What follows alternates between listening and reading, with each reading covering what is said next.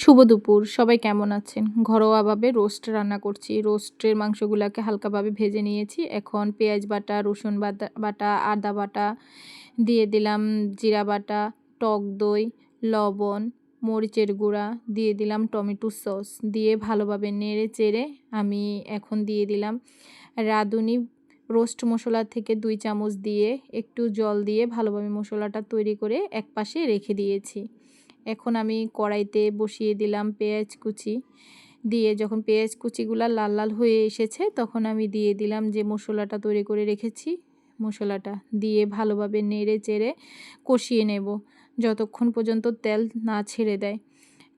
এখন আমি আরেক চুলাতে বসিয়ে দিলাম পোলাও, এজন্য দিয়ে দিলাম পেঁয়াজ কুচি। পেঁয়াজগুলো লাল লাল হয়ে আসছে তখন দিয়ে দিলাম আমি পোলাও চাউলগুলোকে ভালোভাবে ভেজে নিতে হবে, ঝরঝরা হবে তাহলে।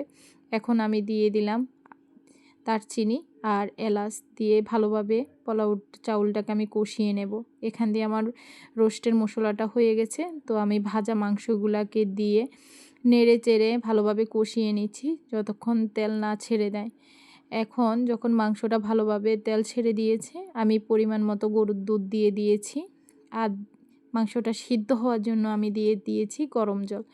যখন মাংসটা ভালোভাবে সিদ্ধ হয়ে গেছে আর গ্রেভিটা যখন ঘন হয়ে আসছে তখন আমি পেঁয়াজ বেরেস্তা দিয়ে রোস্ট নামিয়ে নিয়েছি। আর এখানে পোলাওটা আমি চাউলগুলোকে ভালোভাবে ভাজি করে নিয়েছি। এখন পরিমাণ মতো জল দিয়ে দিয়েছি। জল বেশি হয়ে গেলে নরম হয়ে যাবে, জল কম হয়ে গেলে শক্ত থাকবে, এজন্য পরিমাণ মতো জল দিতে হবে।